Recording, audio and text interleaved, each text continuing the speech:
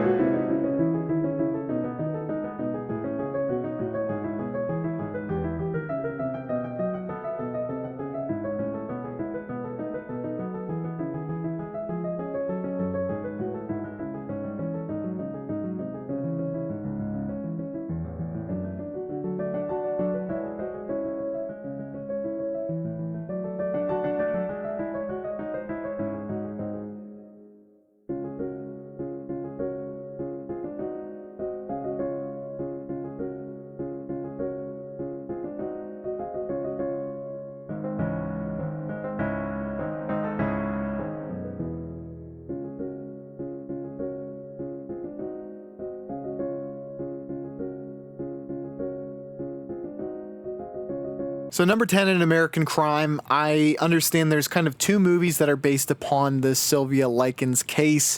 I've only seen an American Crime, didn't watch A Girl Next Door yet, just because I am not like ecstatic to dive or delve into that just bleak subject material again, though I wouldn't be surprised if I watch it at some point. Basically, I've seen the story, and A Girl Next Door might be a little bit more brutal, but I kind of want to at least come in without the story super fresh in my mind before watching that and trying to rank it amongst something that it's so similar to. Number 9, it is certainly inspired by Columbine. I think there's no doubt about that. I saw Zero Day as well. That's before I started my Letterboxd channel, so it is unranked on my Letterboxd list, which I based this list off of.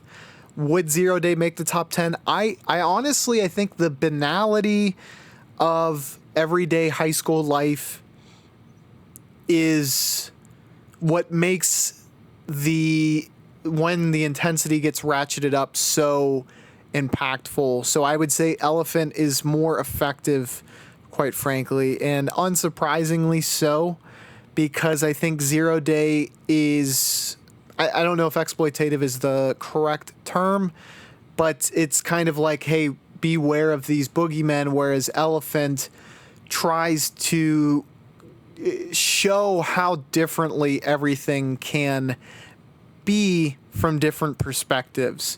And that is kind of the artistry that Elephant has, whereas Zero Day does not. I still think Zero Day is worth watching, and it is kind of horrific, especially when you consider it is based upon real-life everyday crime. Zero Day is equally as based upon Columbine as Elephant, but I think Elephant does have some more artistic expression, whereas Zero Day is still worthwhile, but I don't think it's disturbing just because of how Gus Van Sant was able to put everything onto film. Number 8, The Human Centipede. This is a trilogy of which I've only seen the first sequence. I probably will check out 2 and 3. I'm not sure when. It's gross, but I can live with gross. As evidenced by the remainder of the list. It's infamous for good reason, and kind of just a a ludicrous plot that made it to film, and God bless him for giving it a go, because it has garnered a name that very few films will ever eclipse. Number 7, Funny Games, the foreign version, the first Funny Games. First and foremost, Michelle Haneke is pretty goated when it comes to disturbing films, because not only are they very disturbing, but they're also quite good. Funny Games is probably the best and most disturbing of the filmography I've seen so far. I saw The Piano Teacher. I did a specific video on just that movie and how a specific composer is very integral to that movie. But speaking of Funny Games, it commentates on violent media and the pitfalls of that whilst making a violent piece of media. So, hey, Michelle Haneke is not one to be called a hypocrite because of the artistry he puts into it, but if he wasn't so damn good at making violent media, maybe the world would have less of it, though I doubt that to be the truth. Number 6, Dogtooth. It's just, it puts isolationism into a new light when you think of countries that have those types of policies. North Korea is the biggest one that comes to mind. It makes it seem so much worse when you get to see it on a small scale, and how oblivious to the world these kids are. And they're not even kids anymore. I mean, they're like full-grown adults, but they have the mindset of kids because of this. And an interesting movie that I liked, but was definitely hard to sit through and disturbing, to say the least. 5, Black Metal Veins. Lucifer Valentine. This is probably one of the only movies I'm going to watch from Lucifer Valentine until there is, I guess, better monetary incentive to watch his other movies. I think people would be interested to hear breakdowns of his Puke trilogy, or whatever you want to call it. I don't think I could motivate myself to watch what is essentially pornography. Notice how I had to kind of roll my Spanish pronunciation on that one. Thanks, YouTube, for watching his films. I don't know, but if these disturbing breakdowns get a tremendous amount of views and support and love from the community, I could be bribed. Which trust a man who tells you that. Very straightforward. Like, for Salo, this is actually a great movie. I know it sounds incredibly pretentious to say that.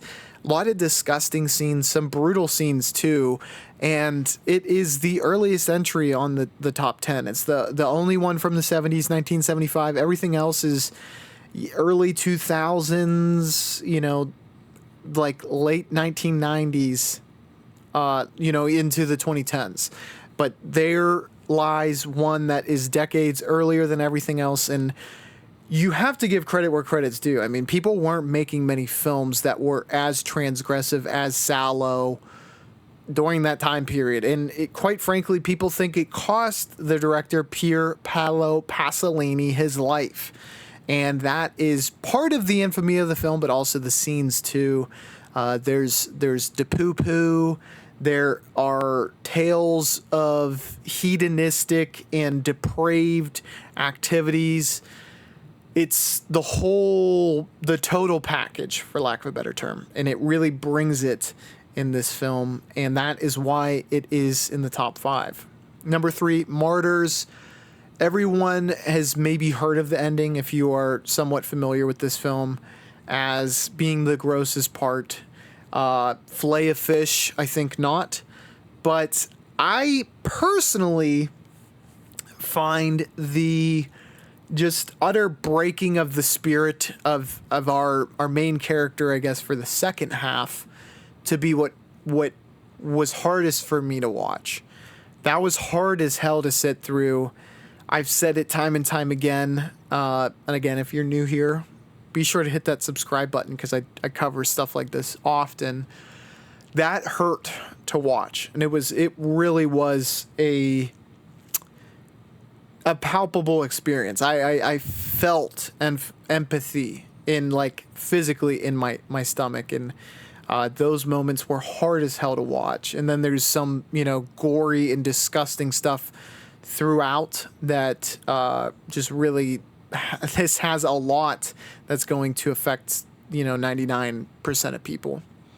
And then we have our final two. Now, I could have gone either way on this because Irreversible, which is my current number 2, the grape soda scene, thanks again YouTube, is the hardest scene I've ever had to sit through.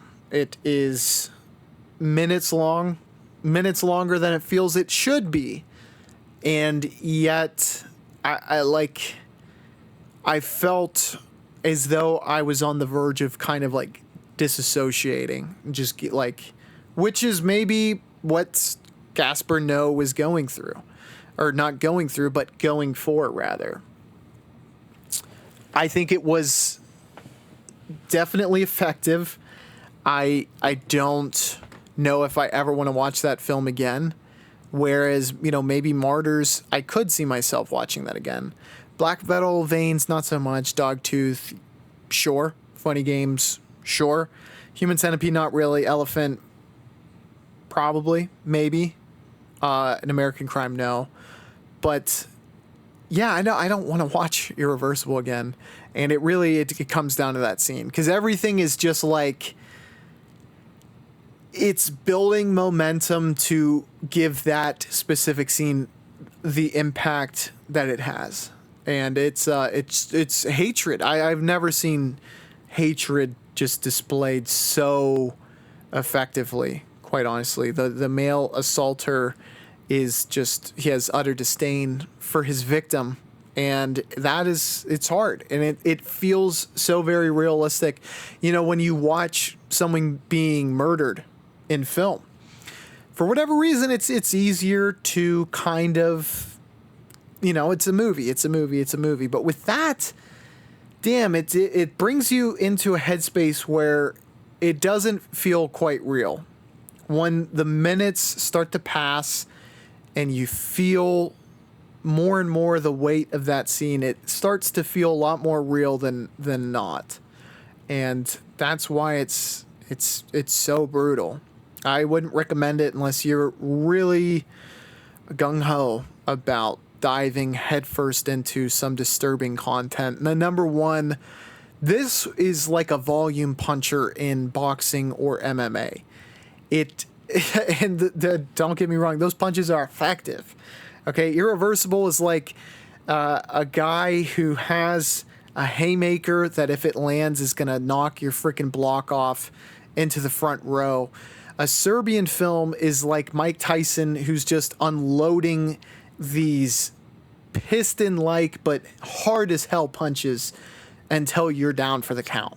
Okay, and I know Mike Tyson isn't a volume puncher, maybe like I don't even know, like a Manny Pacquiao, like it's throwing 120 punches around. Okay, you're not getting out of there unscathed, and you're gonna have your hands up the whole time, just trying to protect your neck, as the Wu-Tang Clan would say. It's like just so many little things. It just keeps coming and coming and coming. No pun intended. It's pretty disgusting. I don't want to make puns or innuendos when it comes to this movie. The whole thing it perverts anything sexual. Same with Salo. But, I mean, A Serbian Film takes it so freaking far that it's like, don't tell people you watched it, okay? I, unfortunately, will make videos on this, so I had to tell many people, hey, I watched this freaking sick and disgusting movie. It's not good. Like, it's not a good thing to tell people. People think you're weird. Rightfully so, and I am a little bit weird, but I will say, despite the fact that I rated this lowly, people who tried to explain this film and the Wikipedia page, there's a little bit of, they make it seem they're either really good at covering their own ass with words, kind of playing that like political game. It's like, well, hey man, we only went this far because we're trying to get this message across, which is not immediately available or apparent upon watching the film. It makes sense in retrospect, and I would encourage you also to look into that. So, watch my video on my channel where I discuss a Serbian film and get to briefly cover that before Dadman cuts me off and shuts it down. But, it's about media in Serbia, what gets funded as far as film, and them wanting Serbians to be displayed as the victim. And also, I think the mindset that a lot of people have when it comes to porno or violence in media, we're just all too accepting of it. Maybe we should be looking upon it as though it is as bad as a Serbian film is received. So, all interesting movies. I think you should check all of them out if you're really trying to go after some, like if you're trying to test your metal. These, I think pretty much every single one of them will do just that. And I've gotten some recommendations that I'm going to mention. Sweet Movie is one that a commenter has told me to check out, and Plague Dogs. Let me know if I should check those two out. I think I'm definitely gonna. Also, Doberman is another one that I've been told to check out. But I am all ears for more recommendations. So let me know movies that you think are disturbing that I should check out, because I'm kind of on the prowl, for lack of a better term, for some disturbing and disgusting stuff to watch, so I can update this list with all that this, just completely disturbing world has to offer. But thank you for joining me, and I will catch you on the next episode.